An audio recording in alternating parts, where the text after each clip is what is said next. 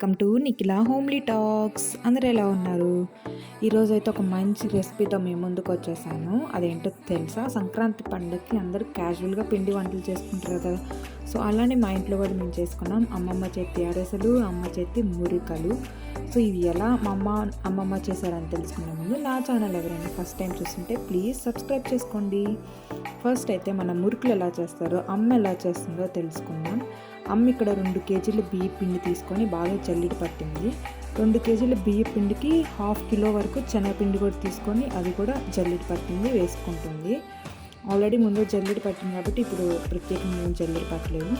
అలాగే అందులో కొంచెం 1 టేబుల్ స్పూన్ వరకు వామ్ పొడి వేసింది, కొంచెం నువ్వులు వేసింది. నువ్వులు వేస్తే అసలు టేస్టే సూపర్గా ఉంటుంది, చాలా బాగుంటుంది, హెల్త్కి కూడా చాలా మంచిది నువ్వులు అనేది. అలాగే కొంచెం పసుపు వేసింది, కలర్ బాగా వస్తాయి అనేది. అలాగే కారం కూడా 1 టేబుల్ స్పూన్ వరకు వేసింది. మీకు ఇంకా స్పైసీగా కావాలంటే కొంచెం కారం ఎక్కువ వేసుకోండి. అండ్ బటర్ అయితే 100 గ్రామ్స్ వరకు వేసింది. ఇంట్లో వెన్న 100 గ్రామ్స్ వరకు వేసింది. అలాగే 10 గ్రామ్స్ వరకు కొంచెం డాల్డా వేసింది, కొంచెం టేస్ట్ కోసం. ఇప్పుడు ఇవన్నీ చక్కగా పిండిలో కలిసిపోవాలన్నమాట. అంతసేపు కలుపుకుంది, బాగా కలపాలి పిండి. కొంచెం స్ట్రెంగ్త్ ఉండాలి పిండి కలపాలంటే మనకి.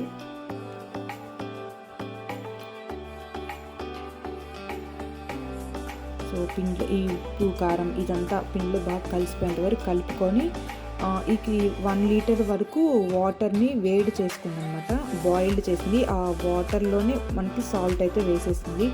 2 కేజీస్ పిండికి 2.5 టేబుల్ స్పూన్ వరకు కల్లుప్పు వేసేసి ఆ వాటర్లోనే బాయిల్ చేసి ఆ వాటర్ని యూజ్ చేసుకొని కలుపుకుంటుంది.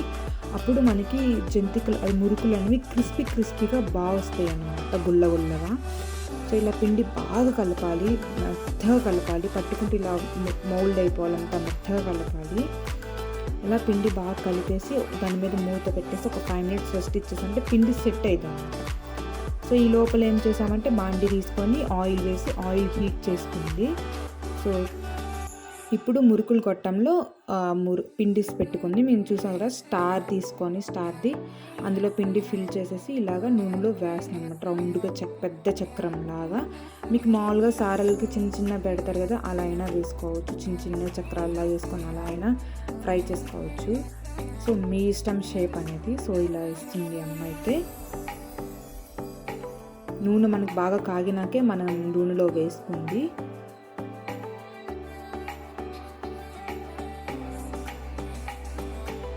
సో ఒక సైడ్ ఫ్రై అయినాక, అంటే కొంచెం కలర్ వచ్చిన తర్వాత సెకండ్ టైంకి టర్న్ చేసుకుంటే మనకి ఇలా ఉంటుంది.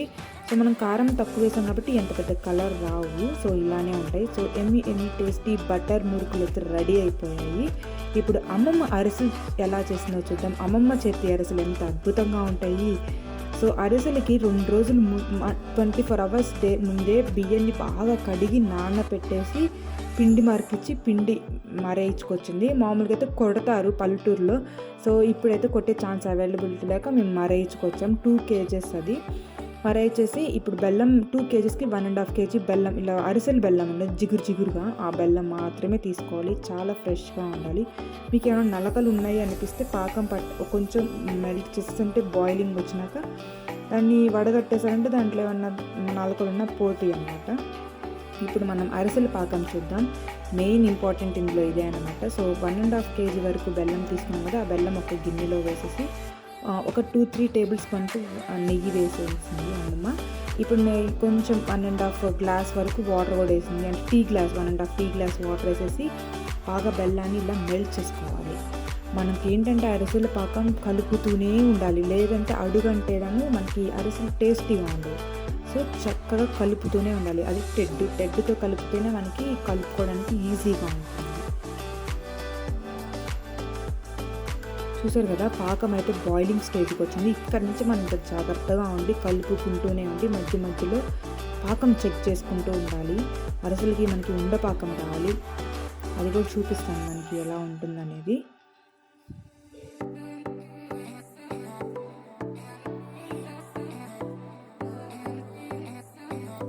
చూసారు కదా, అమ్మ బాగా కలుపుతూనే ఉంది, దగ్గరే ఉంది.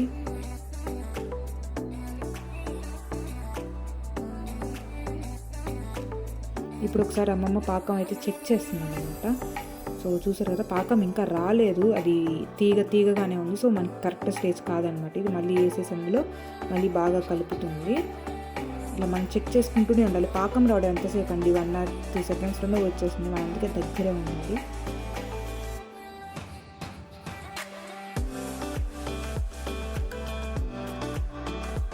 ఇప్పుడు మళ్ళీ ఒకసారి చెక్ చేస్తుంది. ఒక 2 minutes కలిపిన తర్వాత ఇంకా రాలేదు. ఇంకా అలా సాగకూడదు అనమాట, మనకి రౌండ్ అయిపోవాలి చేతికి. సో ఇలా చేతికి అతుక్కుంటుంది కదా, సో పాకం అయితే ఇంకా రాలేదు. ఇంకొక 2-3 minutes అలా ఉడికిస్తే మనకి పాకం వచ్చేస్తుంది. చూసారా, ఇంకా 2-3 నిమిషాల తర్వాత మళ్ళీ చెక్ చేస్తుంది. ఇప్పుడు పాకం ఇలా వాటర్లో వేసుకొని చెక్ చేస్తే మనకి ఈజీగా ఉంటుంది, అలా చేతులు కూడా కాలం అన్నమాట. సో చూసారు కదా, ఇక్కడ బాల్ అయితే అయిపోయింది, అంటే మోల్డ్ అయిపోయింది ఇట్లా రౌండ్గా, చేతికి కూడా అందుకోవట్లేదు. సో ఇప్పుడు ఇంకొక 1 minute అలా ఉంచేసి ఆపేస్తే మనకి పాకం అనేది రెడీ అయిపోతుంది.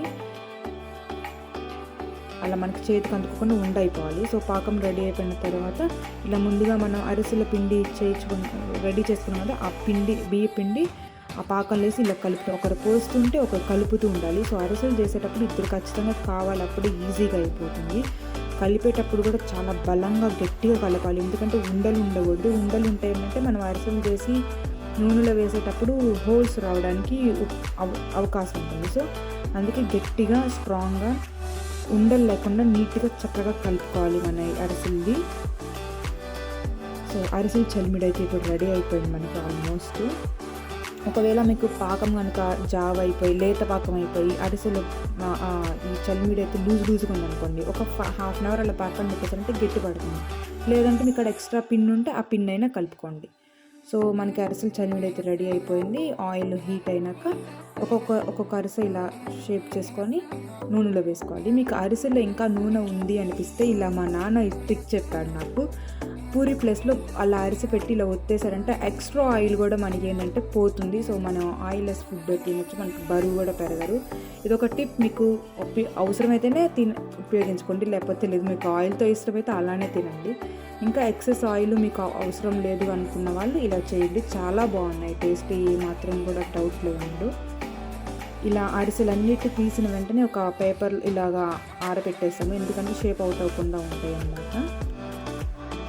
చూసారు కదా, ఇలా ఆయిల్ పిండేసి మీకు ఇంకా ఎక్స్ట్రా ఆయిల్ ఉంది అనిపిస్తే ఇలా పూరి ప్లేస్లో పెట్టి ప్రెస్ చేస్తే ఎక్స్ట్రా ఆయిల్ కూడా పోయి నీట్గా బాగుంటాయి, చాలా బాగుంటాయి. అండ్ షేప్ కూడా బాగా వస్తుంది అన్నమాట మనకి.